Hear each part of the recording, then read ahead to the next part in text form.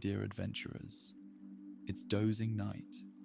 Welcome back to another quiet evening of shared tales and wandering through worlds unknown. Tonight, we journey into the realm of mystery and magic, a place where the secrets of the ancient world breathe softly behind weathered library walls, and where histories are written not just in ink, but in spells and whispers. Tonight, under a sky full of ancient constellations, we delve into the enchanting tale of a discovery of witches. Our story unfolds in the heart of Oxford, a city heavy with the echoes of knowledge and the cadence of footsteps through time. Here, a curious scholar stumbles upon a centuries-old manuscript, a catalyst for adventures deep into the arcane. Within this tome lies not just dust-covered knowledge, but the very thread that weaves the fabric of the magical and the mundane. Prepare yourself to meet Diana Bishop, a historian and reluctant witch who must unravel mysteries entwined with her own fate. But before we embark on this ethereal journey, let me pose a question to our cherished community. If you could unlock the secrets of one mysterious book, what knowledge or magic would you hope to discover within its pages? You can share your thoughts with us in the comments or on our social channels. It's always a pleasure to hear the musings of fellow dreamers and seekers, each adding a thread to our shared tapestry of imagination. As always, if you find solace and intrigue in our tales, I invite you to subscribe and join our growing community of nocturnal wanderers. By subscribing, you ensure that each story-filled night finds you, cradling you in a world where wonder never sleeps. Now, before we drift into the narrative, let us take a moment to center ourselves. Close your eyes gently, if you wish, and allow your body to settle comfortably. Inhale slowly, holding the breath for a comforting pause before softly letting it go. Imagine each exhale releasing the tensions of the day, each breath a step closer to the soothing embrace of story. Continue in this gentle rhythm for a few more moments, letting the practiced dance of your breath ground you in the here and now. As the stillness surrounds you, feel your mind softly open to the wonders of our tale. Allow the quiet magic of storytelling to guide you, its threads weaving a cocoon of tranquility around your consciousness. Visualize the moon's gentle glow casting a silvery path beneath our feet as we prepare to step into another world. And now, join me as we turn the page and immerse ourselves in the enchanting world of a discovery of witches.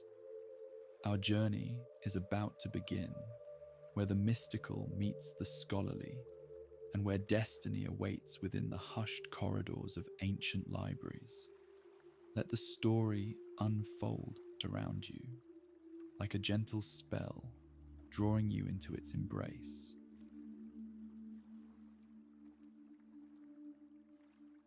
Once upon a time, beneath the gentle hush of dusk, the little village of Eldergrove folded itself under a golden shawl of turning leaves. Willows dangled their fingertips in the creek, and jays exchanged secrets beneath eaves thatched with moss. Lanterns, plump with amber light, swung from crooked posts, casting elongated shadows that danced across cobblestones worn smooth by centuries of footsteps and festivals. At the village's edge, where the furthest house nuzzled a woodland bramble, lived Matilda Rowan. From the narrow attic window of her cottage, Matilda watched nightfall with the patience of one who has known 1,000 such evenings and hopes to see 1,000 more. Her grey hair swirled behind her like thistledown each time she leaned closer to the wavy glass.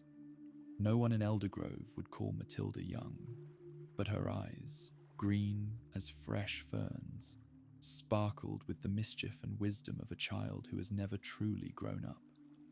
Though others closed shutters with trembling hands as darkness grew, Matilda reached for the little broom that hung above her hearth.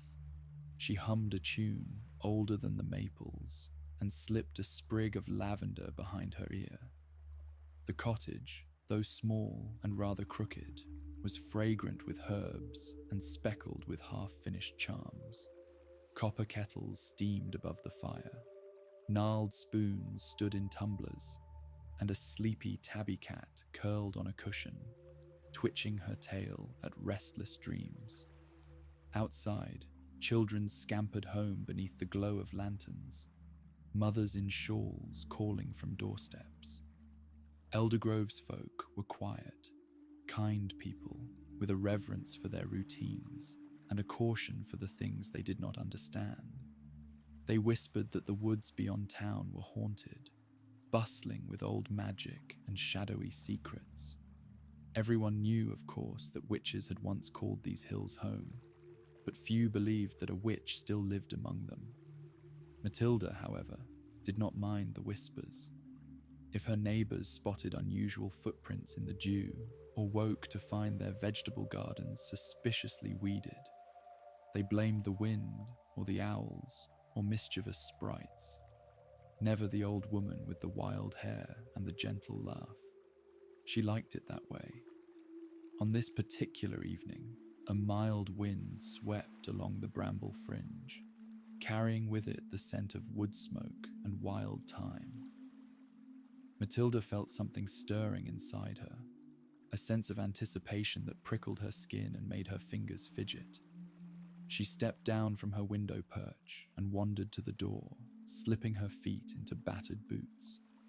There was a glimmer in her heart, a hunch that this night would bring something unexpected. With a soft nudge, she swung open the door.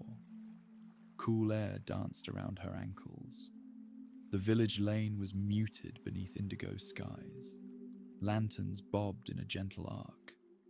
Matilda locked eyes with the moon, pregnant and pale atop the hills, and felt the tingle of old enchantments welling up around her. Beyond the farthest stone fence, the woods beckoned, a tangle of mossy trunks, mushroom rings, and silvery mist.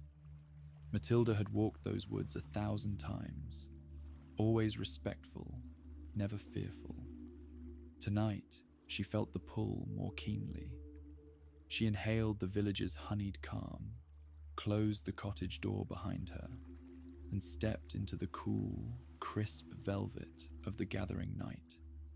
Thus began Matilda Rowan's adventure, on a night woven from soft shadows, old secrets, and the quiet certainty that sometimes the world still had magic in waiting.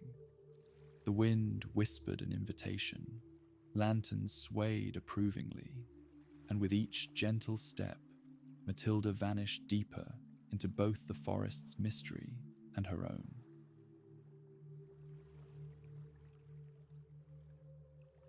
Not far from Matilda's cottage, past tangled hedges and trickling brooks, lay a forest the villagers had always called Whisperwood. Tall beeches and silver birches grew close enough to twine their fingers overhead, hemming in the path with dapples and dreams. The mossy carpet muffled Matilda's bootsteps, and somewhere above, an owl recited her litany of dusk. Matilda knew every curve of this path, where wild violets spilled, where hidden nests lay cradled in the roots. But tonight, something about Whisperwood felt subtly rearranged, as though furniture in a familiar sitting room had shifted while she blinked. The air was thick with an electric hush, scented with damp earth and the tang of coming rain. The deeper Matilda wandered, the more the world seemed to shrink to a tapestry of muted greens and browns. Her hands reached out to brush along low-hung branches, fingertips tingling with the memory of spells. The old woman was not afraid. She had been coming to Whisperwood since she was a girl, when her mother first taught her the difference between poison berries and safe ones. The names of wind-breathing trees, and the delicate manners that must be observed where magic still lingered. A vixen startled from a thicket, trailing a plume of russet fur. The animal paused, regarding Matilda with bright, intelligent eyes, before slipping away into ferns. Somewhere nearby, water trickled over stones, and Matilda followed the song to a tiny clearing where moonlight pooled like spilled milk. She paused at the edge, scanning for signs: pressed grasses, snapped twigs, the faint frisson of magic. The night's invitation was growing clearer. From the shadows at the clearing's edge, a tendril of silver mist unfurled and touched her ankle. Matilda smiled gently, as if greeting an old friend, and dropped a curtsy to the ancient oaks. The air vibrated on a note she could almost hear, and for the briefest moment, the world grew so still it seemed to listen with her. In the exact center of the clearing, dappled with moonlight, sat an object Matilda had never seen before. A round stone bowl, rimmed in moss, filled nearly to overflowing with clear water. Intrigued, she stepped closer, peering into its depths. The bowl's surface reflected the moon, untroubled by the slight breeze. It gleamed, impossibly pure, as if it had never seen a speck of dust or clouded day. Matilda crouched by the bowl, heart fluttering with gentle wonder. She knew tales of magical pools, fairy wells granting wishes, and scrying bowls that showed the future. But she'd never expected to find such a thing on a simple evening walk. Reaching into her pocket, she withdrew a sprig of dried rosemary, a token given to her by her mother long ago, and laid it carefully across the rim. A ripple shimmered through the water. Images blossomed and vanished, children leaping over bonfires, tears transformed into pearls, forests burning and greening again. Matilda's breath caught at the beauty. There was sadness, but also hope and endless becoming. When the bowl stilled, she felt changed, as if she had listened to a song sung only for her. Matilda closed her eyes and let the old forest breathe through her. Shadows stretched, a frog chirruped, and unseen things settled themselves into comfort. The bowl, the clearing, the whispering trees, each seemed to pulse with a secret purpose. The sleepy cat back home might have sensed her absence, but Matilda felt utterly present, woven into the living stillness of the wood. The evening stretched long and golden. Whisperwood had shared one secret, and Matilda knew in her bones that more were waiting. Stories that had waited centuries for someone with quiet footsteps and a witch's tender heart.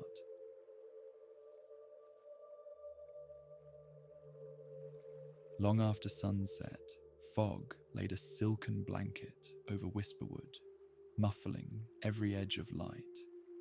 Matilda lingered at the edge of the moonlit clearing, her fingertips still humming from contact with the ancient stone bowl. She wondered how many others had sat there before her, what hopes or fears they had pressed into the moss. With a sigh, she rose, steadying herself against a tree worn smooth by time and weather. Some portion of the bowl's magic clung to her fingertips, spreading up her arms in comforting warmth. Her mind drifted lazily through old memories. The voice of her mother singing lullabies, midsummer feasts with fireflies looping overhead, rain drumming on narrow window panes while a young girl learned her letters by candlelight. Suddenly, a rustle, a sound so gentle it could have been made by a bird or a breath, broke through her reverie. Matilda turned. At the shadowy edge of the circle stood a figure, tall but lightly built, draped in a traveling cloak of moth-grey wool. Matilda reached into her pocket for a tiny pouch of salt, just in case. "Good evening," called Matilda, keeping her tone friendly, though her spine prickled with wary excitement. The stranger stepped into the clearing, face half hidden in the cowl. Pale hands emerged from the cloak's folds, empty and open. Moonlight revealed a woman's face, kind though lined with travel. She looked not young and not quite old, with a nose sharper than a hawk's and hair that glistened silver white. "A peaceful night to you," replied the newcomer, voice low but ringing clear. "My name is Mirabelle. I travel where the moon leads, and it has led me here." Matilda offered a polite nod. "Eldergrove is never short of moonlight, nor mystery. What draws you to these woods so late?" Mirabelle's smile was a secret shared between conspirators. "I seek witches, or those who once were. I'm a moonwright. I collect stories, lost crafts, old enchantments, anything that time forgets. Have I found what I'm looking for?" Flattered but cautious, Matilda replied, "Here, every creature has its secrets, but most folk do not call themselves witches. It's not the word that matters, it's the listening." For a moment, the two women regarded each other in the hush of the forest, measuring intent. Mirabelle's eyes seemed to glow with knowledge and questions. She knelt at the stone bowl, careful, respectful. "Would you join me? 2 watchers are better than 1, or so story tells." Matilda hesitated, but the tingle of trust in the air was unmistakable. This stranger was not danger, but kin in her own fashion. Together, they gazed into the moonlit water. Mirabelle hummed a phrase that prickled Matilda's memory, echoing some melody her mother had once taught her beside flickering kitchen candles. Wisps of shifting scenes appeared and faded, women gathering herbs, villages lighting enormous bonfires, old hands tracing runes into loaves of bread. The witch and the moonwright exchanged knowing looks, little bursts of recognition that pass between the generations of those who keep the woven threads of wonder and wisdom alive. Eldergrove might be small, and the world curling quietly toward midnight, but tonight 2 seekers sat together in the heart of Whisperwood, both guardians and children of its mysteries.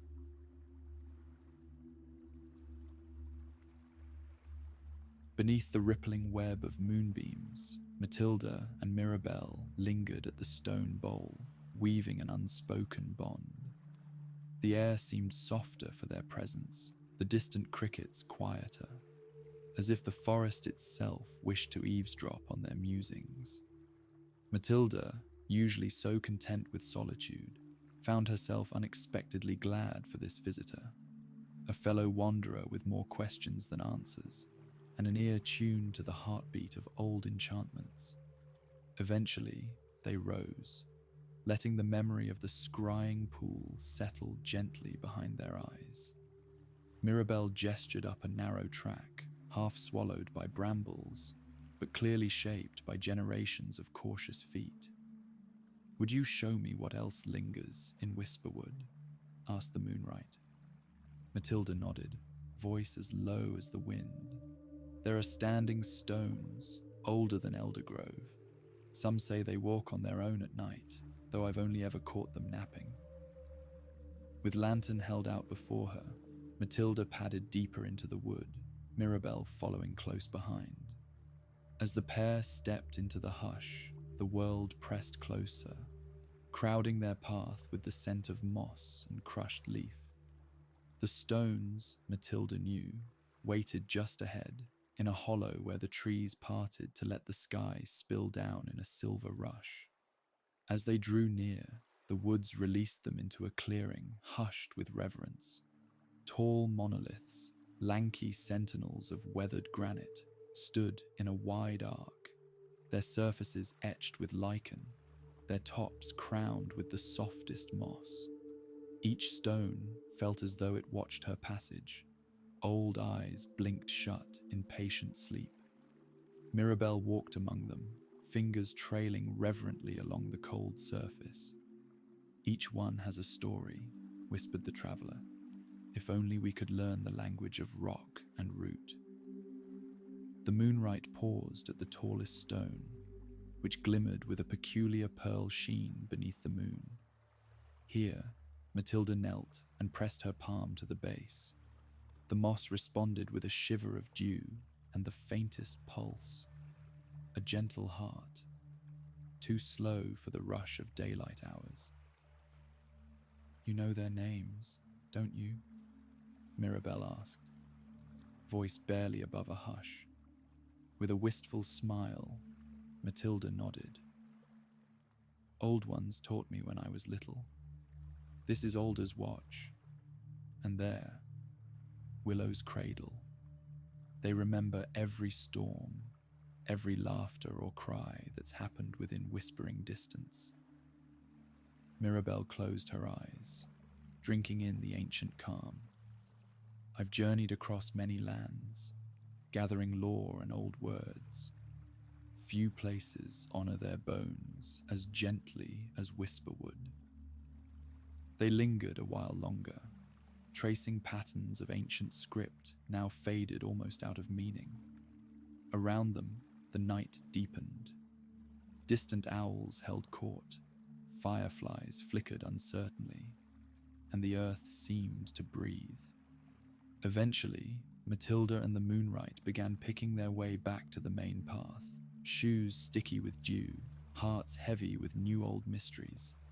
Both women felt the presence of the ancient stones pressed soft against their backs, like blessings bestowed in silence. Whisperwood, they realized, was a cradle for those who listened. To wind, to water, to secrets deeper than words. Behind them, the circle of stones gleamed softly in the moonlight, holding tight their histories, whispering their stories to those rare enough, brave enough, to wander so far into the fold of the wild. They would walk back slowly, drinking in the gentle hush, feeling the ancient guardians nod approval, their secrets safely held for one more night.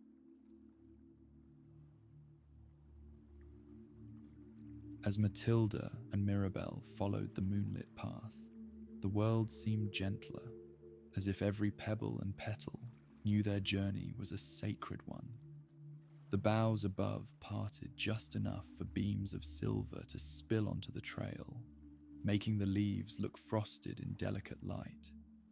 After a time, the path curved toward a stream trickling over smooth stones, flanked by a willow that arched in a grand, graceful sweep.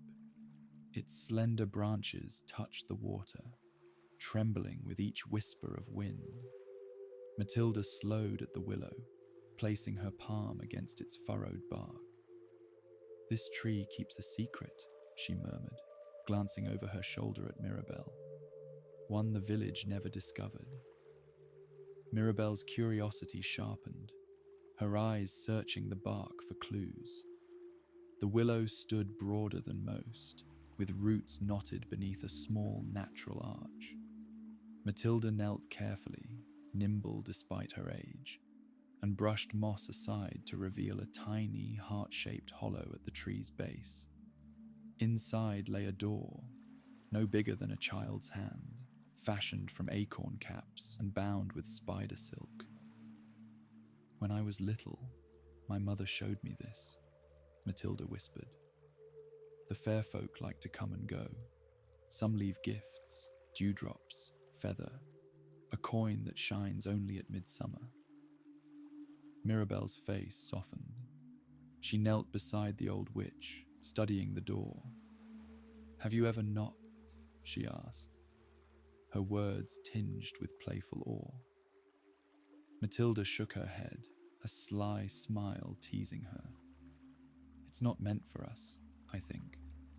But sometimes when I have a wish too quiet for words, I leave a thimble of honey here.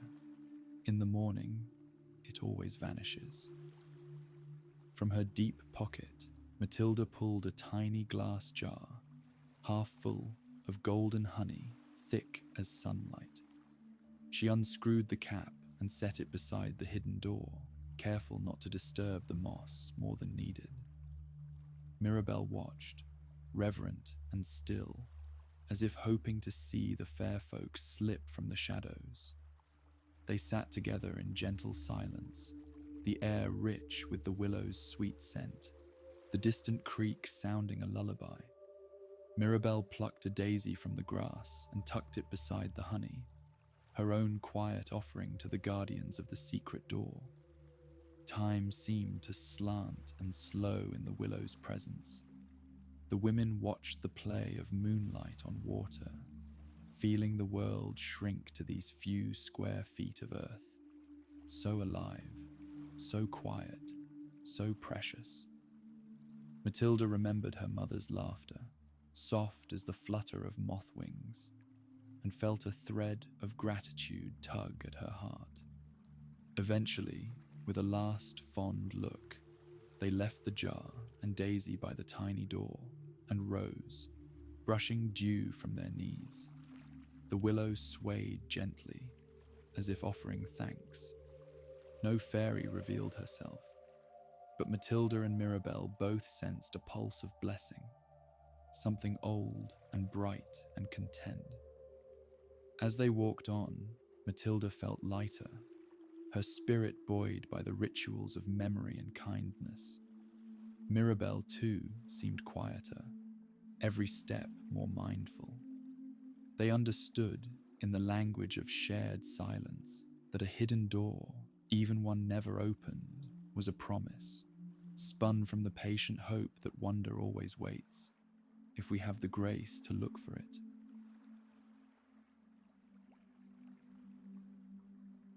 Silent but for the rustle of leaves, the women wandered deeper into Whisperwood, where the forest floor sloped into a hollow bright with moon-washed grass. Here, old logs ringed a circle of scorched earth fringed by wild violets. Even in daytime, Eldergrove children dared not play here, spinning tales that it was a witch's dancing ground. Matilda, however, strode into the ring with gentle authority, gesturing for Mirabelle to join her. "This is where my kin gathered every year on the longest night," she explained softly. "We'd make a fire, sing songs so old the words lost their meaning, and bake bread that never burned, no matter how fiercely the flames leapt." Mirabelle settled onto a log and closed her eyes, breathing in the faint ghosts of smoke and laughter. "Do you still light the fire?" she wondered aloud. "Sometimes," Matilda said, wrinkling her nose. "Not always at the solstice, but when the world feels heavy or lonely. The woods remember. They always make space for our joy and our grief." From her basket, Matilda drew a trio of twigs, birch, rowan, and ash, tying them with a length of red yarn. She built a tiny pyramid, laying dried leaves at its base. Then, from her pocket, she produced a stub of candle and set it at the heart of the pyre. "Shall we make a wish?" she asked Mirabelle, with mischief in her tone. The moonlight grinned, then scribbled something on a scrap of parchment and tucked it into the candle wax. Matilda's wish, older but no less precious, she whispered quietly to the fire to be. With a match struck from an old tin, Matilda touched flame to the wick. The candle caught with a sigh, drawing in the wishes, the old songs, the hush of the wood. Flame flickered, casting shadow puppets against the sheltering trees. The women warmed their hands, letting the mellow heat soak into their bones. Mirabelle tilted her head, listening to the cadence of crickets, the distant trill of an owl. Years on the road, and I thought I'd forgotten this sort of peace, she murmured. In the circle, words came easier for a time. Stories of first spells, lessons learned the hard, slow way. Matilda told of her mother's herb garden, how certain violets cured sleeplessness and willow bark taught patience. Mirabelle shared tales of mountains far away, where cloud shadows painted over hidden valleys and snow glowed blue in twilight. Together, they spoke of hopes too delicate for daylight, small acts of kindness that might change the shape of a life, the comfort of found family, and the courage baked into every loaf shared between friends. The fire glowed low, then lower still, until only embers winked in the velvet moss. Matilda banked the moss gently over them, always grateful, never greedy. The world seemed changed by the ritual's simplicity. Somewhere above, the earliest hint of dawn pressed blue at the edges of the night. Side by side, Matilda and Mirabelle rose, the hush of the woods woven through their hearts. Witch's circle and Moonright's journey both. They set out slowly, warmed inwardly by the quiet knowledge. The simplest magic is the kind that endures.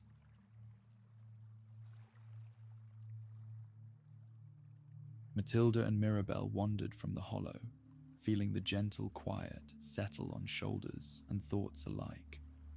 The woods seemed content, having shared their mysteries and witnessed the soft rituals of fire and friendship. Each footstep pressed gently into moss thick as velvet, cool and damp with lingering dew. The night air felt soft as fleece, scented with the last breaths of burned birch and the faint perfume of crushed violets. As the women threaded their way between ancient oaks, Matilda slipped into thoughtful silence. She listened to her own breathing and the subtle symphony of the world, distant frogs chiming, wind worrying a high branch, some unseen creature shuffling home. Even Mirabelle, usually brimming with questions, allowed herself the solace of stillness. They paused beneath a towering oak whose girth suggested centuries of quiet patience.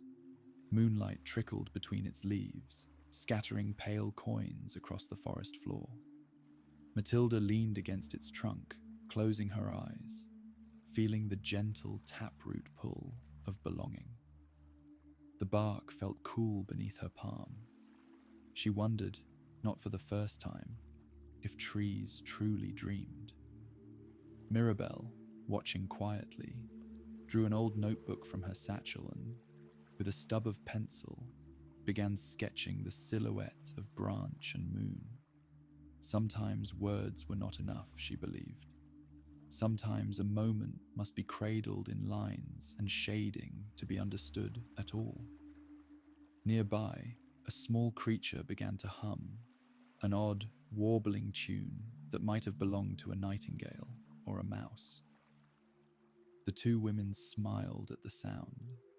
Between them and the ancient oak, a calm blossomed so deep it felt almost sacred. No need for conversation now. The shared silence was promise enough, that peace could be found simply and held in the palm of one's hand. Matilda's thoughts drifted back over all she had seen and felt tonight. Stone circles and secret doors, firelight and laughter.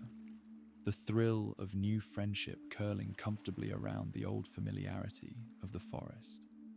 She marveled at how the world changed when one chose to listen, really listen, to the pulse beneath leaf and loam. For her part, Mirabelle found herself glad not only for magic, but for kindness, for the gracious way Matilda shared her secrets.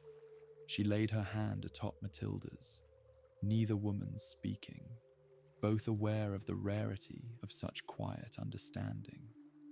The moon overhead dipped lower, pale and shy, as if bashfully watching such gentle companionship blooming beneath her watch. Time slowed, stretching out like a cat in a sunbeam. Among roots groping deep and stars scattered wide, Matilda and the traveller absorbed enough calm to last them through seasons of storm or shadow. The world, immense and mysterious, had paused to grant them a taste of stillness, soothing, soul-deep, and stronger than any old spell. After a time, the two friends rose, reluctantly, for the oak's embrace was difficult to part from, and drifted onward through fields turning silver with dew.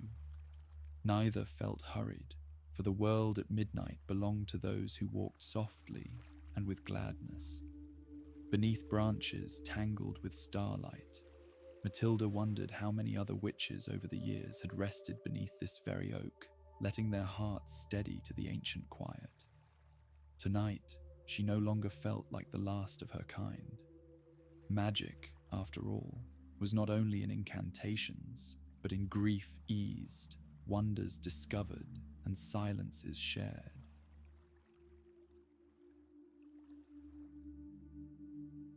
The night wore on, and darkness grew softer, melting around the edges with the earliest hints of dawn.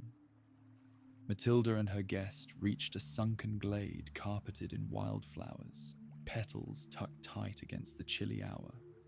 Here, the world brushed its own hair, smoothing stray curls of shadow from the face of the earth. Matilda's lantern barely flickered as she set it down beside her, sitting cross-legged among bluebells and oxlips. Each blossom seemed to dream in colour, even with moon and stars the only light above. Mirabelle joined her, careful not to disturb a single delicate petal. She cupped her hands, capturing the faint warmth from the lantern's glow, and inhaled the sweet, verdant breath of the meadow. The heavy hush of midnight had slipped away, replaced by the softer quiet of a world waiting to be born again with the day. Matilda traced patterns in the dewy grass, drawing runes taught to her when the world was much younger. "These flowers," she whispered, "have their own magic. My favorite sort, gentle, persistent, and entirely untroubled by anyone's attention or belief." Mirabelle fingered a cluster of violets, careful not to pluck them. "In every village there's a patch like this," she mused, "where wildflowers take root and refuse to leave, no matter how many feet trample through. My mother used to say they remember every conversation, every whispered secret from generations of witches, and wish us well through our darkest hours." The two sat in companionable quiet, content as dawn curled around the horizon. Insects stirred, spiders yawned on silken webs, and somewhere a hedgehog shuffled out from its hiding place to inspect the morning's prospects. The village of Eldergrove, just beyond the trees, lay swaddled in anticipation and sleep. Matilda plucked a blossom, a fragile blue star, tucked it behind Mirabelle's ear, and smiled. "You'll carry a bit of Whisperwood's welcome wherever you roam," she said, voice thick with fondness and the memory of long-ago farewells. Mirabelle blushed, then drew from her satchel a tiny pouch of seeds, scattering them with a practiced hand among the ferns. "A gift to repay a gift," she said simply. "May spring always remember to visit here first."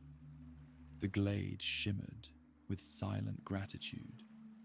The petals, heavy with dew, captured the moon's retreating light and transformed it into promise, a wakeful hush in which anything could begin again. For a few precious moments, Matilda and Mirabelle breathed in the stillness, hearts opening to the soft persistence of wildflowers and the quiet blessings spun by shadows. Birds began to clear their throats, one by one, heralding a new day. The women lingered a while longer, letting drowsy peace seep deep into bone and breath. Dawn tiptoed ever closer, spreading pastel gold along the horizon. As Matilda rose and brushed the grass from her skirts, she caught Mirabelle's gaze. Shared smiles, sweet as wild honey, became the only spell needed. An unspoken wish to take the glade's quiet magic out into the waking world.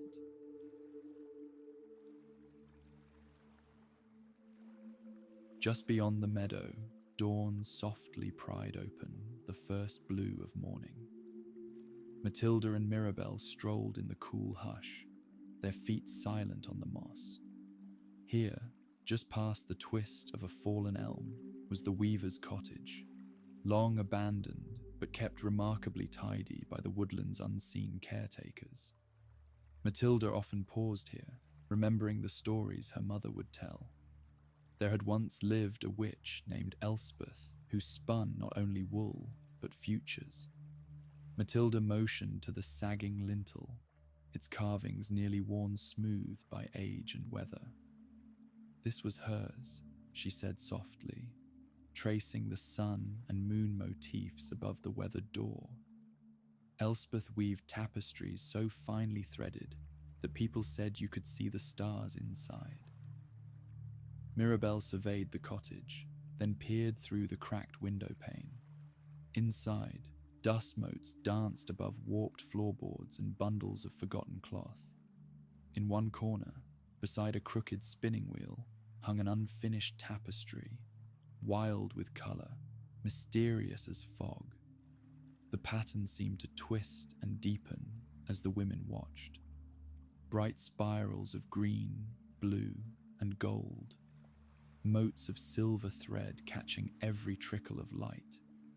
Matilda recounted, her voice gentle and winding, how Elspeth had once enchanted her tapestries so that dreams could slip from pillow to pillow between village children.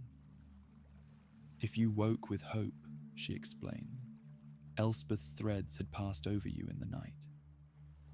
Mirabelle listened, drawn by the comfort in the tale. Does anyone weave like her now? She asked, as the wind rattled the latch.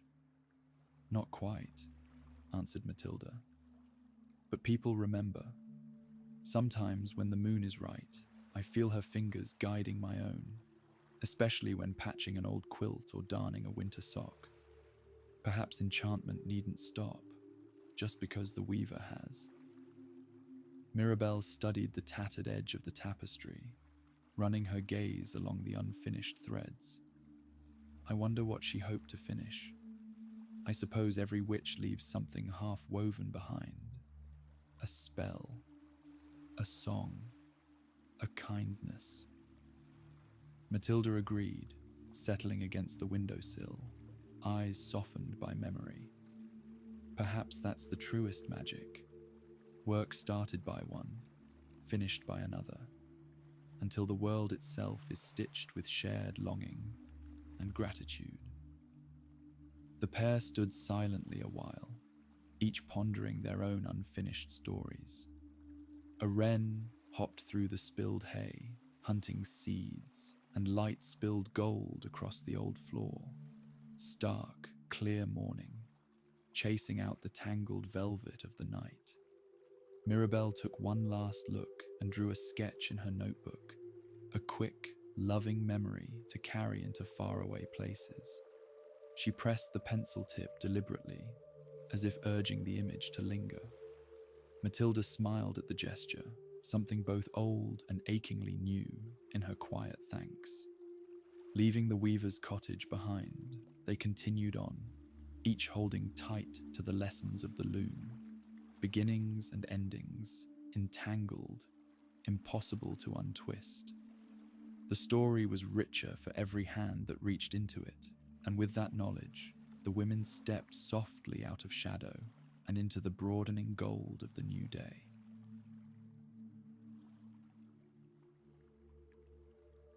With the cottage of memories fading behind them, Matilda and Mirabelle began the gentle journey back toward the village. The way was marked with promise, tender shoots poking through last year's leaves, specks of sunlight swimming in breakfast-colored mist. Every pebble felt polished by dreams, each blade of grass weighted with dew and tiny, impossible reflections. The forest was rousing into a hushful dawn chorus, blackbirds piping at unseen companions, gentle rustles as rabbits sought their dens, snails wending silvery paths through the moss. Mirabelle paused to trace one such trail with her finger. Creatures leave their stories wherever they go, she mused. If only we could read them as clearly. Matilda grinned, her spirits as brisk as the chilly air. Most spells are learning to see what's already there. Her finger pointed out the small wonders. Bracket fungi stacked like stairs up an ancient cherry, spiderwebs beaded with pearls of dew, the first hopeful firefly closing its lamp for day. Together, the two women walked slowly, savoring each step. The mist thickened in hollows, blurring every line until the wood became a world half real, half imagined. The path felt enchanted but calm, each turn a reassurance that mystery and comfort could travel in the same breath. Matilda inhaled, content. The hush of morning held its own old magic. Once or twice, Mirabelle asked Matilda about living in a village that pretended witches were things of the past. Matilda's reply was softly wry. Let them believe what soothes them. My work is to keep growing, sowing kindness, tending to both the visible and the hidden. Her eyes sparkled, green and knowing. A good witch is not measured by her fame, but by her quiet care. In and out of the morning fog, the woods offered one last gift. A patch of wild strawberries, dew-bright, their scent ripening in the cool air. The women knelt and gathered a few, bursting tart and sweet between their teeth. Each berry seemed to buzz with the sun that would soon warm the waking land. Matilda felt the world preparing itself for day, as the last of the mist burned away and the trunks shone dark and damp. Eldergrove was just ahead, roofs glowing softly under a sky remembering the moon. Soon, the dirt path melted into cobblestones, and the hush of Whisperwood folded itself away for another night. The village was gentle as a sigh, its people not yet stirring. Cats stretched along window ledges, and the baker's lamp winked from a single window. Mirabelle and Matilda shared looks of contentment, feeling no need to speak. Their walk had become its own quiet spell, and both carried it in their bones. The slow return through mist, dew, and memory was not an ending, but a bridge. A gentle, living link between all that had passed and all that might still bloom.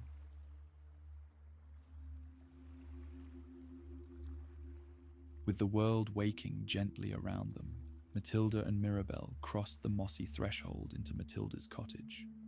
The door gave a familiar creak, and the tabby cat, ignoring her night of dreams, rose, stretching and offering a drowsy welcome. The interior was fragrant with dried herbs and the lingering sweetness of honey. Matilda kindled the hearth, coaxing a polite flame from the pile of applewood and adding a pinch of sage for blessing. Sunlight seeped across the table, gilding everything it touched. Copper kettle, the charm-studded duster, the comfortable clutter of half-finished spells. It was the kind of place where one could rest, where night's mysteries unwound into morning's gentle order. Mirabelle settled into the battered armchair, her notebook balanced on her knees. She gazed around the room with a kind of softened reverence. You keep magic alive, even here, she murmured sincerely. Not just in the woods, but in every corner. Matilda laughed, pouring tea into painted mugs. Magic isn't a thing you keep, it's the way you touch bread and broom alike, or how you sing lullabies to sleeping cats. Steam twined upward.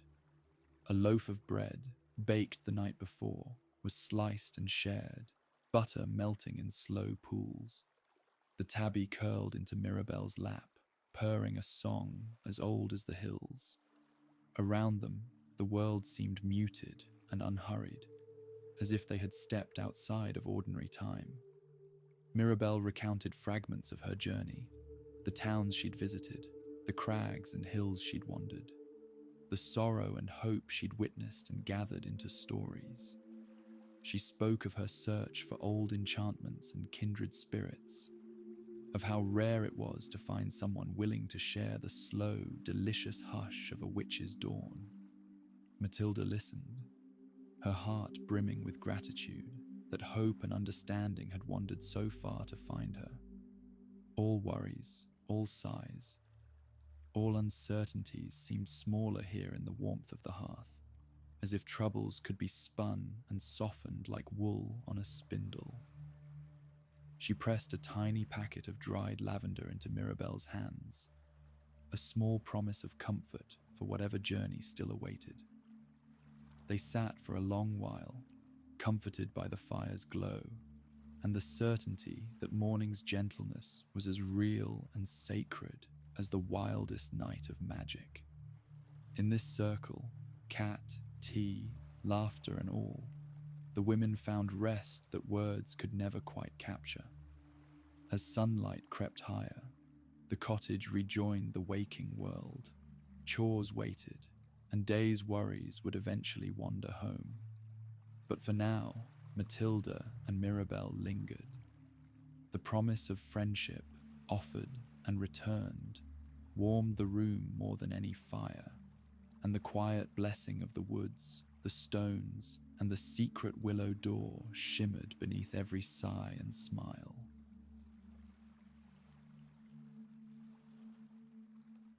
Eldergrove woke slowly, as did the magic at its edges. Chickens clucked from shadowed coops, dogs stretched beneath sun-splashed porches, and shutters unlatched to greet the gentle day. But inside Matilda's cottage, the hush held steady, a sleepy pause where last night's enchantment spun onward, soft and strong as spider silk. Matilda tidied her kitchen, each gesture a silent gift. A loaf wrapped for the widow on the lane, a twist of lavender for the baker's dreaming child, a dribble of cream for the tabby curled on her sunny windowsill. Blessings, subtle and unnoticed, nestled into bread and bloom. The world, she understood, did not need grand spells, just quiet care. Mirabelle stood by the door, pack slung over one shoulder, her heart full and still. She pressed Matilda's hand in both of her own. Words felt unnecessary now. Each had said her gratitude and farewell in gesture and gaze a dozen times before breakfast. With a last warm smile, Mirabelle slipped out into the morning, her shape shrinking gently down the dew-spangled path, the bluebell still tucked behind her ear. Matilda paused at her doorstep, drinking in the slow, syrupy calm. The world was wide, but within these few streets and tangled woods, peace waited to be noticed, gathered, and stored. Lanterns winked in the warmth, cobblestones glistened with the remains of dawn, and the willow near the stream quivered, its tiny door under siege by a honeybee's gentle drumming. In the distance, the stones of Whisperwood kept their watch, luminous and content with secrets kept. Wildflowers stretched, opening themselves softly to the day, bearing last night's wishes in colour and scent. The scrying bowl rested cool and still among the roots, full as the moon it had mirrored. Within the cottage, the tabby yawned, twined herself around Matilda's ankles, and then tucked into the brightest, sunniest patch, ready for dreams of her own. The embers in the hearth glowed low, filling the cottage's corners with the hush of fires long finished and yet never truly gone. Matilda set her broom by the door and eased into her favourite chair, letting her thoughts wander slowly as honey on toast. Her heart drifted to the woods, to friendships and farewells, to the comfort that lingers after wonder. A world once haunted by rumours and worry was, for a blessed moment, simply itself, gentle, open, and waiting for 1,000 silent magics to ripple quietly under the skin of things. She closed her eyes as the morning bells of Eldergrove drifted across the village, muffled and sweet. Blessings, spun quietly by those who loved without need for thanks or fame, spread out through every window and garden gate. In her gentle, crooked cottage, Matilda let herself drift, heart full, world quiet, the smallest of spells holding her steady in the rising tide of the day. Night stories do not vanish. They fold themselves into bread, into wildflower, into every hush before sleep, with the comfort of Whisperwood's secrets and the promise of new friends. Matilda allowed peace to usher her softly into rest. The village, too, felt the hush, a discovery of witches and of wonders, carrying each dreamer onward towards sleep and tomorrow. And long after the women had parted, magic continued its gentle watch, slow as moss, sure as moonlight, blessing all who dared to listen.